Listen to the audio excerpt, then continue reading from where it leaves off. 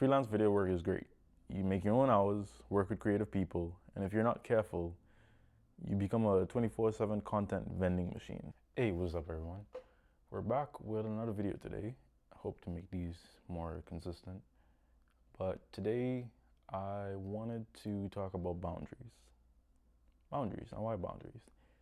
I recently did a couple of projects and worked with a few clients that not necessarily pushed me over the edge, but they made me think more into setting boundaries and restricting myself as it relates to, not going over, and stressing yourself out for a project if you don't need to. I'll get right into my first boundary that I'm looking to establish. Time is money. Now, we in this industry, we all know this. That's usually how most of us get paid, if not all the time, with a good amount of our projects that we do. We get paid based on a rate for a project. We come on as a cinematographer, a videographer. We come on as a grip, a gaffer, AC. You go on as these roles for your job, and you do that job for a certain period of time. And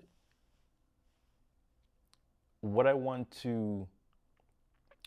to frame these boundaries is not just for individuals in those roles, but also as entrepreneurs in the video industry. So let's say, for instance, you recently got a client and you got a project you're gonna do for them. Let's say you're gonna shoot an event. That's a bit common as well. You're gonna shoot an event, and let's say the event agreed time is from 12 p.m. to 5 p.m. What should happen if you go over those 5 hours? What should happen after 5 p.m. if they still want you to stay behind and shoot, even though you guys agreed upon a certain time beforehand? Well, in this case, you should be getting paid more. It was agreed upon, whether in contract, whether in word. If you aren't doing contracts, you probably should. But it was agreed upon in contract or in word that you would be providing your services for an elapsed period of time. And now things have shifted and you're going over that agreed period of time. It's at a, not necessarily a disadvantage, but it's at a negative for you and a positive for them. It's a shift in the change of service, and a shift in the change of service should mean a shift in terms of profit or income, pay for the job. And so boundary number one is set your standard for your rates. Now, I remember when I first started, a couple of individuals told me that you want to have a full day's rate and a half day's rate. Some people are torn on the full day and half day rate. Some people believe that you shouldn't have a half day rate because, of course, if you're preparing for a day to shoot and it's a half day, you can't necessarily do another job on that day. And so because of that, that full day is still settled for that one client, despite it being a half day. And therefore they would go ahead and just charge a full day anyway. I'm on the line where I believe that you can have a half day and a full day. So you would set your full day's rate for your role or for your work. So let's say, for instance, as a shooter, as a cinematographer, a videographer, as a filmmaker, you say, okay, when shooting things, I charge X amount for 10 hours. So that's the standard rate of time within a regular project. You charge a certain amount, X amount, for 10 hours of shooting, or whatever time of period that you set for it. Then once you go beyond those 10 hours or that set time, there should be a rate increase.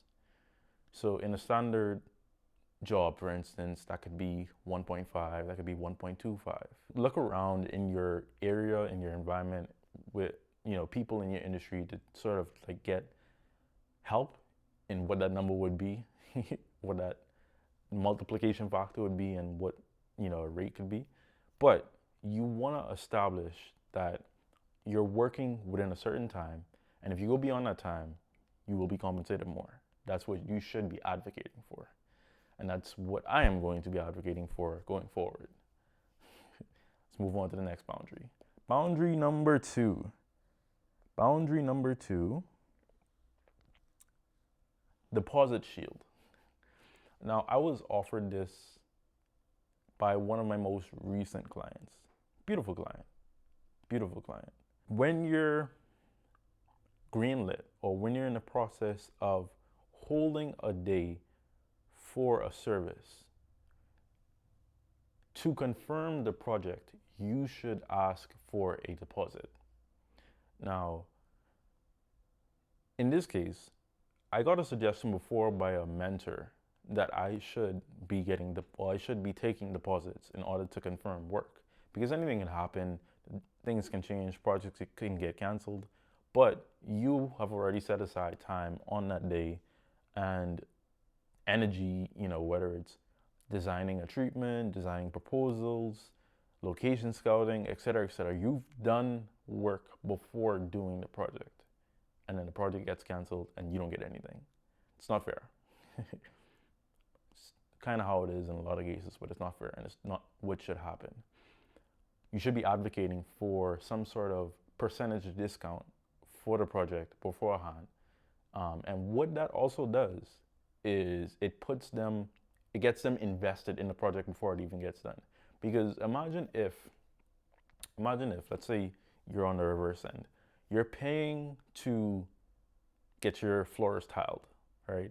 And you go and you speak to a tile man, and you guys talk and talk. The tile man comes to your house, he inspects the floor, she inspects the floor, they inspect the floor, they look at it, they do all the calculations, they gather up their people, etc., and then you just cancel on them.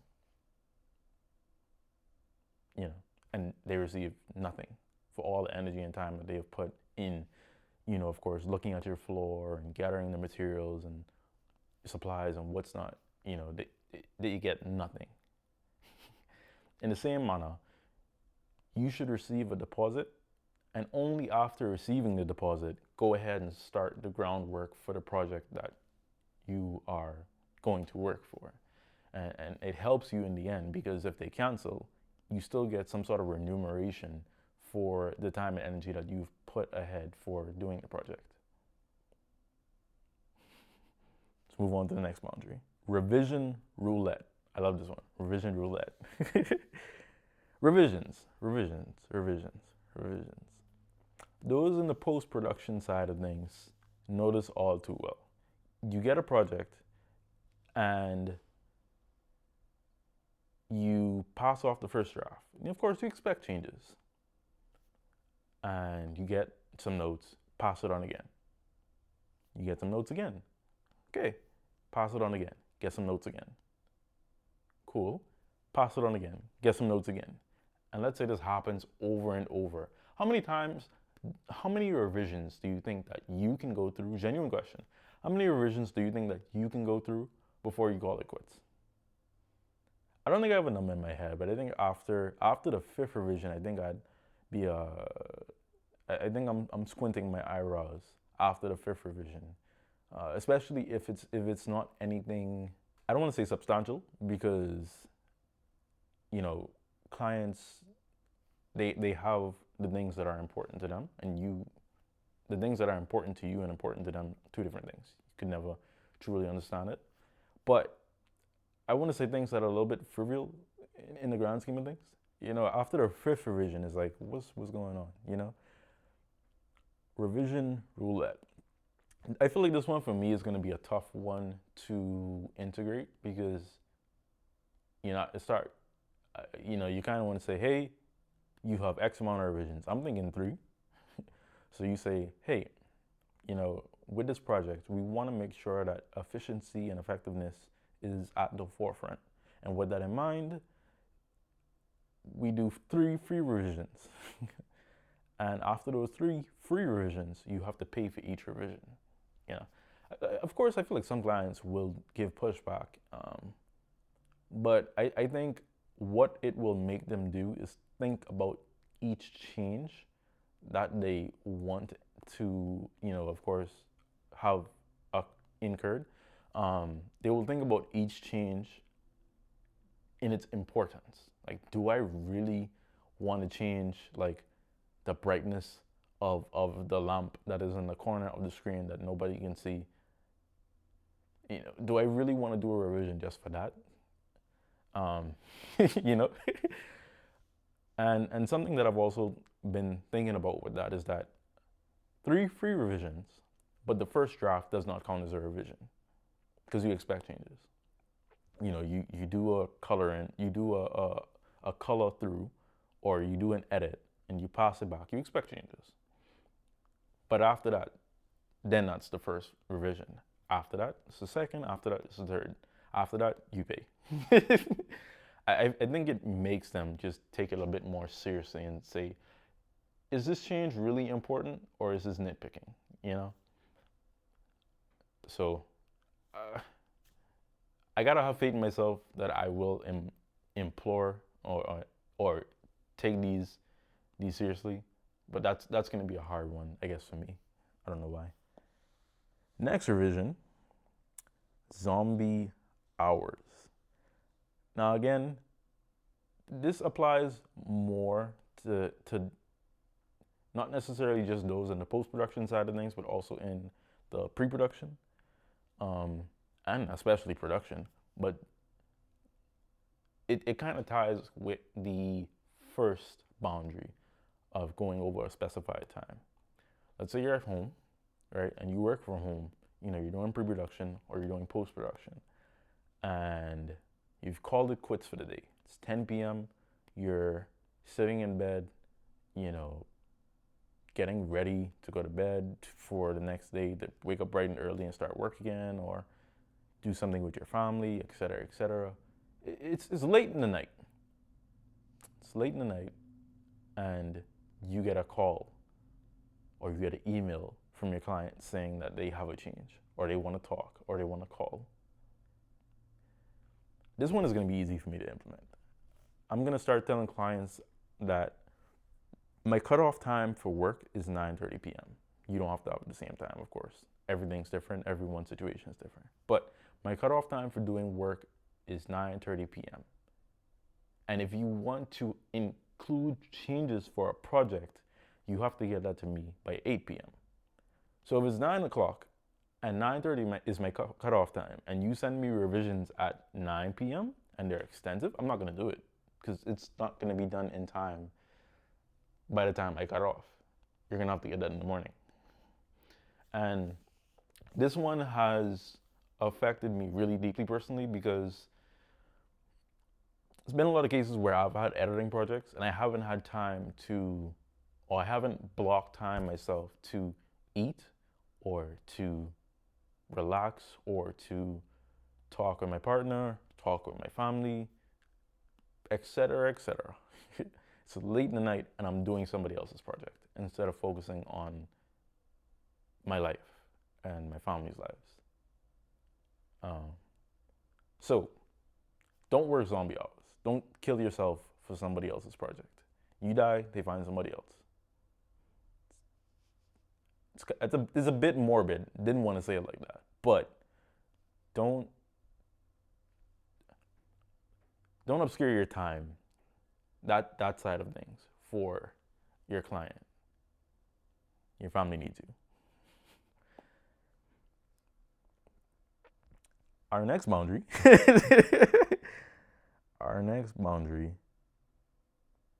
is exposure. Now, I think this one is a bit more nuanced. I think in general, you shouldn't work for exposure. I think that can harm you, but I think there's a strategy in working for free or doing spec work or pro bono work, however you see it. I think doing spec work can help you to build your network. I think doing spec work can help you to get experience. you should never stop learning. Something I learned after university and during university because I wasn't paying attention to my own degree, but you should never stop learning. And spec work, more importantly, can get you portfolio work in that same field, and even other fields, but most importantly, in that same field of the spec work that you're doing. So say for instance, you're doing a passion project for some food company, and it's a commercial. You can then use that same commercial to pitch a paid project to a client that you actually want to work with. So it's sort of a give and take, or a catch-22, because of course you can't say don't do spec work, but what if you don't have enough projects or enough projects in a certain genre? You got to do the spec work. But if somebody comes to you, pitching a project, and it's all passion, sometimes you gotta really sit down and look at it and wonder what are the benefits for you. Because if there are none, what is the point of you doing it? I understand, yes, you want to be a good person sometimes. You may want to just help your friends. That's fine. But if beyond that, helping friends, and those other things, if there's nothing beyond that, you shouldn't do the project. It's just a waste of your time and energy. I am already implementing this strategy. Any spec work pitch that I receive, I always sort of weigh it against the pros and cons. And I don't know. I don't know if it's bad to do that as a person, but it makes sense because we all have bills to pay. We all have profit margins and etc. that we're trying to achieve. You can't pay that with spec work. If you're working 10 hours a day, multiple days on end, a week for a passion project, you've blocked that out and you can't do paid work. You gotta weigh out the pros and cons. Our next boundary is talking to the decision maker only. Now, those who have worked with agencies have probably faced this the most. Agencies and large corporate companies, whereas you're doing a video, you're in charge of a video or some sort of production, and instead of the changes being brought over or confirmed by, let's say, the production manager of that company or the agency manager, whatever, instead of it being handled by the person who it should be handled by, it's being handled by somebody lower, who's like just wants to give their input, and for some reason that's affecting your project. It's been an annoyance on a couple, not an extensive amount of projects, just like one or two projects recently, whereas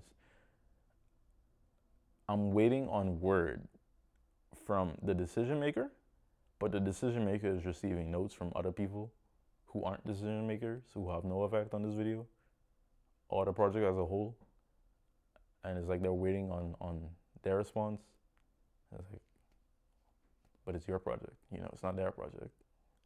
I totally understand wanting to get second opinions from friends, but I think there's a certain point of where it goes over you making the decisions versus them making the decisions when it's one person's project. So this boundary is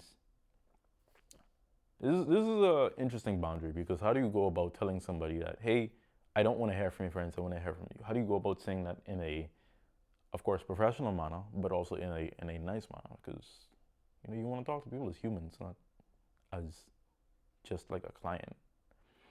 How do you do that? I'm not sure yet. I'm still figuring it out. I'm just checking my battery because my lava is dying. But it's still alive. We're fine. How do you go about doing that? I'm not sure. I think this just involves just a sit-down conversation. Of course, all of these boundaries revolve around having conversations and communications with individuals, company, person, whatever, or whoever at the start. But I'm still packaging it in a way that's human, and that isn't mean. But of course, understanding to the person and the project. So I think my suggestion is just to tell this client that, hey, while it's important to get notes from everyone else, at the end of the day, it is your input that matters. And we need your input for this project to figure out, if it's going great or not, or what are your thoughts about it. Because the last thing we want is for, the project to be finished and they're not satisfied with it because they've been taking everybody else's recommendations, but they haven't really dived deep into their own and given that. So yes, make sure you let your clients know that their decisions are most important and not the non-decision makers. Now this one is my last boundary. And this is an interesting one because you have clauses like net 30, net 45, net 60. I'm sure a lot of people dread that phrase, that saying, that term, or those terms, net. There is no net. There is no safety net. There's just like a net that grabs you and takes your time and energy and is like, all right, cool, we'll pay you. Hopefully within this amount of time. I think it's hard to always convey this. I think it's hard to say that you can always say no to these things. And I'm still trying to get in a place where I can always say no to these type of jobs when I get them. But the hope is to get there. The hope is to work towards reaching out to more organizations, more people, more agencies, to get more jobs where it's not like net 60 or net 45 or net 30. Even for a low amount of money, it's like you spend that money on travel. Why do I have to wait 60 days for it, or 30 days or whatever amount of time? Yeah, I don't know. I think this is the only boundary where I know I said that there was one boundary before that's going to be hard to implement. I think it was I don't remember which one it was. I'll bring it up probably in the video. But this boundary will be, I think, the hardest for me to work with for now. I'm not desperate by any means, but sometimes there are jobs that pay pretty decently and they are net 45 or they're net 30. And you have to wait the 30 days to receive the funds, or the 45 days to receive the funds, because they wait until the last week to pay it. It's annoying, but I'm writing it down to know that this is what I'm working towards. And this is what I think a lot of people should work towards, finding their own jobs or finding work where they don't have to always agree to these delayed payment terms. Especially when they want you to do work and they haven't paid you after X amount of, no. But yes, that's my boundaries.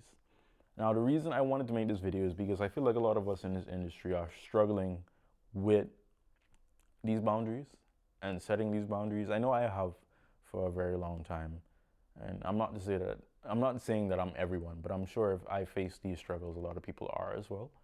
And it is my hope with this channel and overall to help people in their struggles, sort of give advice to myself like 2 years ago or 4 years ago or whatever on things that they shouldn't do. If you want to, boundaries help clients to build respect for you. And if a client doesn't respect your boundaries, they're probably a client that you shouldn't work with. In, if not every case, most cases, if clients do not respect your boundaries, you should not be working with that client. Yeah, that's about it. Hope you guys loved the video. Hope I didn't ramble on too much. Hope to see you guys in the next one. Peace.